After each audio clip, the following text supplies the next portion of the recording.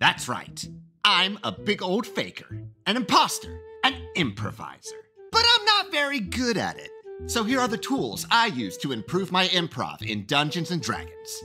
The first tip is to say yes and hold on. See, I decided to start a D&D YouTube channel nearly 10 years into 5th edition's release. That's like 90 in tabletop years. So every D&D tuber on the planet has already covered how to improvise in this hobby. I gotta give you something different. I gotta give you something new. I gotta give you something good enough so you'll subscribe and bring me one step closer to achieving my dream of having Ginny D look down upon my humble channel and say, "Hello there, fellow D&D tuber." See, game prep is a spectrum. Everyone does it a little different, leaning towards one side or the other. Those all the way on this side never start playing because they have world builder's disease and could use our thoughts and prayers, while those on this end have campaigns that last about 1d4 sessions because it's a show where everything's made up and the points don't matter. Thank you.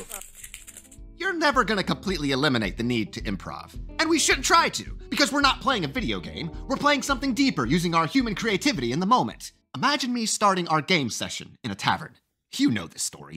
Mysterious hooded figure sitting in the corner. Everything you've prepared for tonight is hanging on this single interaction. You think your players are gonna be so intrigued at this mystery man that they'll immediately talk to him. And then he'll tell them that this artifact he's looking for in a nearby dungeon. And then, just before he tells the players where it's hidden, he'll get shot with a poison dart. And then the players will have to chase the assassin throughout the streets, and then— Hey, DM! They're flirting with the barkeeper! What's his name? Roll for hotness! I seduced the barkeeper! I'm so original. So now your players are chatting up the blank slate that is the barkeeper. You have to improvise. What do you do?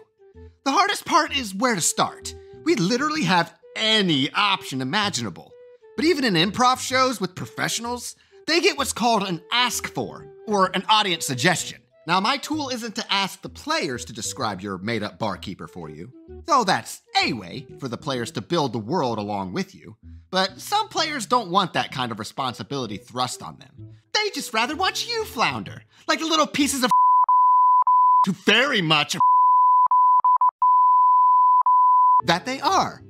You need a launching point for how a monster or NPC acts. You grognards know exactly what I'm referencing. That's right, kids. You're gonna learn today. Because back in my day, we had reaction rolls, and we didn't need to figure out on the fly how to respond to our players' shenanigans.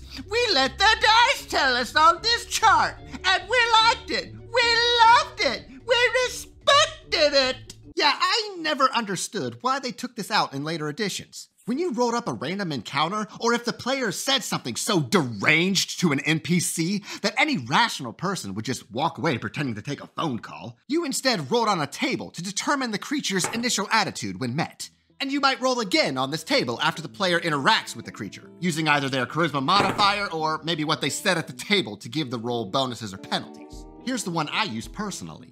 I use it for everything, even stuff I've planned for. It gives me enough of a starting point by giving this choice to the roll of the dice, rather than my split decision.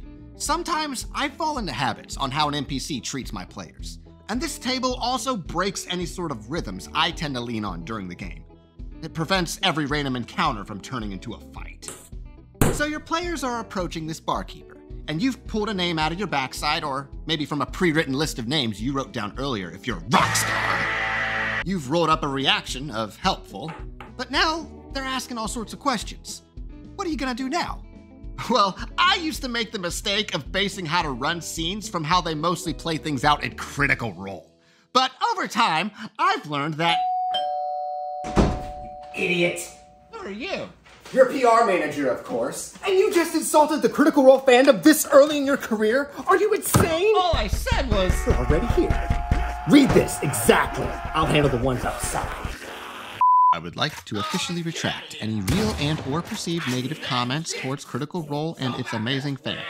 Please accept my sincerest apology for any offenses my words may have caused. What I'm trying to say is, when I first started DMing, I thought I had to run every single moment of the game like this. Hey, barkeep, what's your name? What's there to do around here? My name is Bart. Bart Keep. He has a wide barrel chest with thinning blonde hair. And he's polishing a glass with a rag and says, if you're looking for adventure, the Baron has a reward for anyone who can find his missing daughter, who was last seen near an abandoned manor deep in the Fangorn Forest. Fangorn like Lord of the Rings? It's Fangorn with a PH. But over time, I've learned to use this other method every so often, especially for moments I don't have readily prepared. See if you can spot the difference. What's your name? What's there to do around here?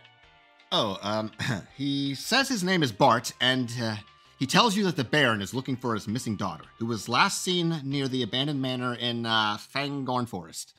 Fangorn like Lord of the Rings? You know what? All I did was shift from the first-person perspective to the third person. While the first person is more dramatic, it requires more effort to come up with a voice, an accent, and how that particular person would say the information you're trying to convey. But in the third person, you can summarize what's said, conveying exactly what the player needs to know. And sometimes that's all you need. We don't need every moment in the game to be a play-by-play. And players, you can do this too. You can just say, my character does blank. That's a valid way to play the game. And if you have a DM that keeps trying to force you to use a character voice and explain everything your character is feeling, you can just tell them that they're being a... So, you're using reaction rolls to give yourself a jump start, and you're describing the world in the third person when you have to improvise so you can focus on the present as you trudge into the unknown.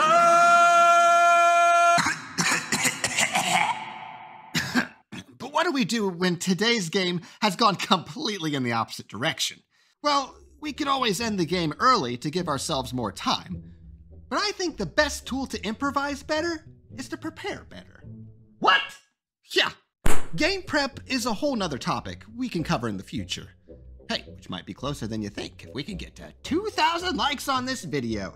I'm sorry, guys, I have to do it. Ginny D, remember? You ever heard of the Quantum Ogre? It's a term used for an encounter you've planned that will happen regardless of where the players will go. Doesn't matter if you're going through the forest trail or up the mountain pass. You're gonna meet that ogre I had planned for today. I see you boys steaming over there.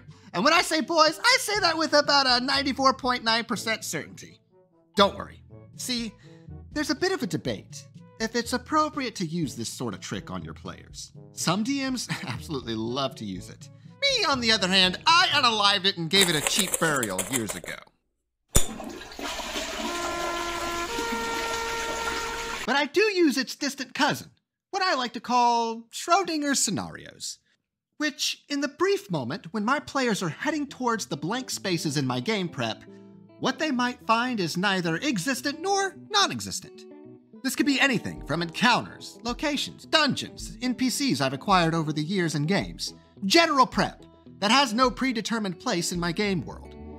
If my players zig instead of zag, I just pull out my binder of Schrodinger scenarios, because it's easier to improv something I might have read through for fun once or twice during a slow game week. And it also lets me use some of the content among my horde of adventures I'll never play, because they suck!